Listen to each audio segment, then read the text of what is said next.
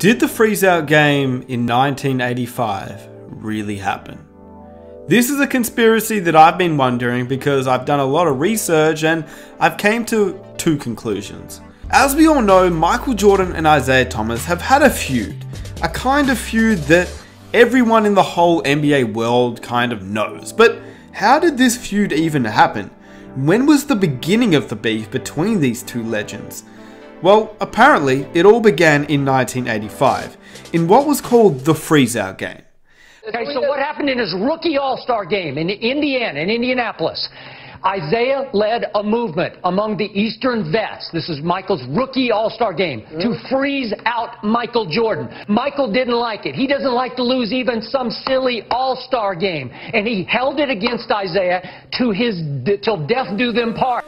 But did it really happen? Is this Freezeout game real? Or is it just something that was made up? Something that was hyped by the media and two, used by Jordan as a way to motivate himself, since we all know how competitive he really was, and he would use anything to motivate himself. A few things before I start. I read this story in an article written by a man named Sam Smith on the historybulls.com website, so I'll link that in the description if you guys want to read it yourself. Secondly, if you enjoy these types of videos, be sure to subscribe for more, leave a like if you guys want to support me and the channel, and I hope you guys enjoy the video. First, let's state the reasons why it may not be real, and then afterwards, let the conspiracy theory begin. So the first reason why it may not be real. Isiah Thomas was only a fourth-year player in the league. Would he really have the ability to influence superstar players like Larry Bird, Julius Erving, Moses Malone, Magic Johnson, and George Gervin? Would he be able to come up with a plan to prevent Jordan from doing anything? And not to mention, also sell it to his head coach, who had to be on the plan to stop Jordan too? Thomas said, and I quote, "I laugh at the thought, because I can definitely control those guys," he said sarcastically. Nonetheless, it became accepted as fact. Thomas was first questioned about it not long after the game, and he said, and I quote, "I remember people started writing about it, and then started talking about it, and then all of a sudden it became the truth," he said. "Now it's written in books, and people just assume it's fact. You're talking about Julius Erving, Larry Bird, Moses Malone, and myself all getting in a huddle someplace and saying, hey, let's not give Jordan the ball. I mean, that is absurd." But how did that story even come about, considering at this stage in their careers, there was no beef or rivalry yet? This was a fourth-year player and a first-year rookie superstar in Jordan. Well, this is the breakdown. It was actually all brought up by a newspaper columnist who got the story to kick off. The reporter's name was Charlie Vincent, and he worked at the Detroit Free Press. Because of this, he became close with the Michigan guys, Isiah Thomas and Magic Johnson. He also became close with George Andrews, who was Magic Johnson's agent. This is what Andrews said really happened. On Saturday night during workouts, Michael wore his Nike warm-ups, which at the time was a violation of the NBA's protocol. He was promoting Nike. He was ignoring an unwritten rule that you wore All-Star stuff to the All-Star game. Some of the All-Stars, particularly Isiah and Magic, supposedly took offense to this, or maybe they were just sick of Jordan's popularity. Either way, the story goes that the veteran guys got upset, saying, "Who the heck is this rookie? He's not acting the way that he should," and so on. No question, they were just mad at him, which, to be honest, at the time, it's kind of fair enough when you think about it. You have this rookie who just comes in the league and decides to do what he likes and wear what he wants, but at the same time, he was Michael Jordan. The legend has it that some of the older guys like Isiah, Magic, Gervin thought that Michael Jordan was coming off as cocky and arrogant. The fans voted Jordan, after all, as an all-star starter during his rookie season, with the most votes in the history at that time, leading to what Jordan would call jealousy. He suggested that they were just upset by the amount of attention Jordan was receiving. But I finally figured out as I got older that natural jealousy is a part of professional sports and any job. And I felt I skipped a lot of steps coming into the league. I didn't work my way up to the top. I skipped a lot of steps, and sometimes that creates some jealousies and just natural jealousies. Of course, today, it really wouldn't matter. You can wear anything you like. The dress code back then, though, was pretty straightforward.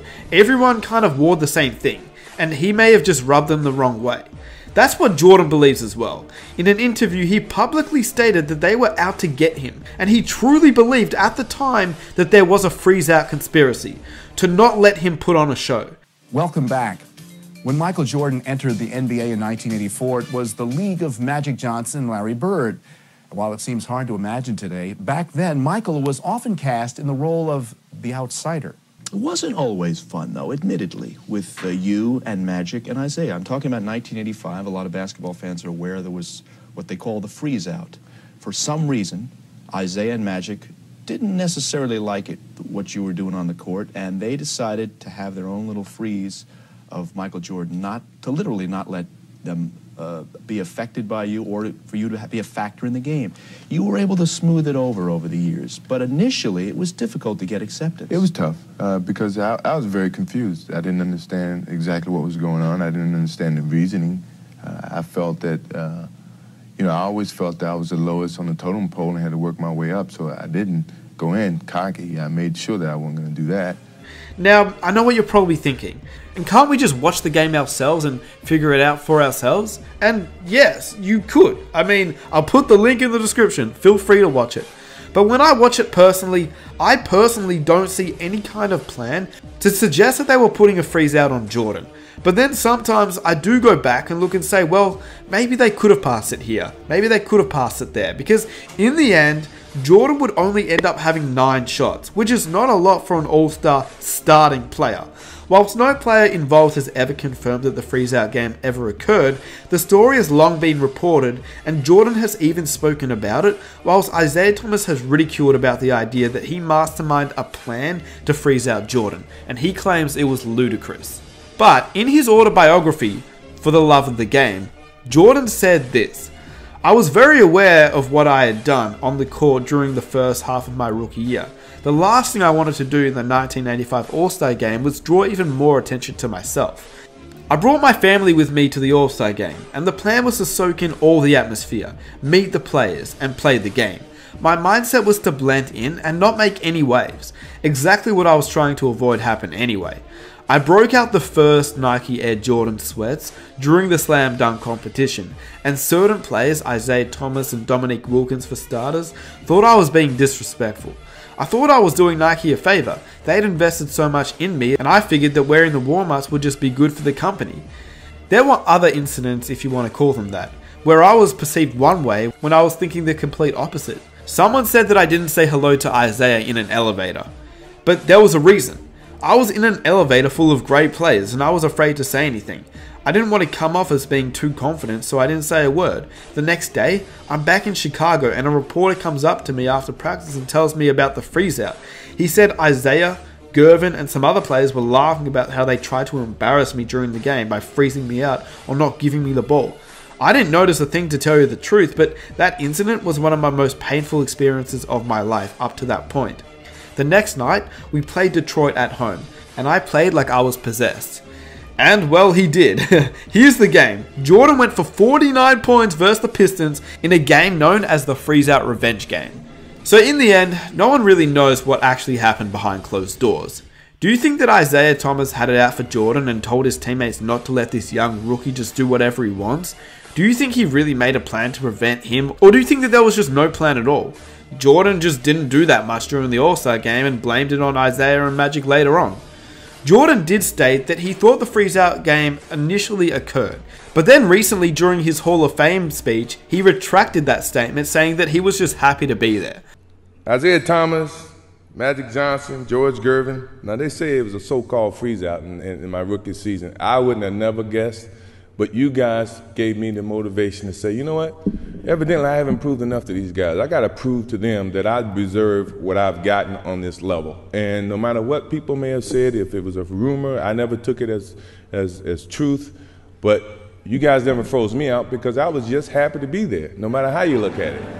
But something tells me that the look on Isiah's face maybe suggests that he was part of a conspiracy to stop Jordan. Honestly, if you guys want to know my opinion, I believe when Jordan was playing, he used this as motivation, even if it wasn't true. He used it to fuel him, because Jordan would use anything for motivation, and knowing Jordan, we know he loves getting back at people who once crossed him. Now, on the flip side, I wouldn't put it past Isiah to try to put Jordan back in his place. Plus the fact that Isiah was probably a little jealous of Jordan. Jordan being the face of Chicago and Isiah being a Chicago native, with MJ getting all the love.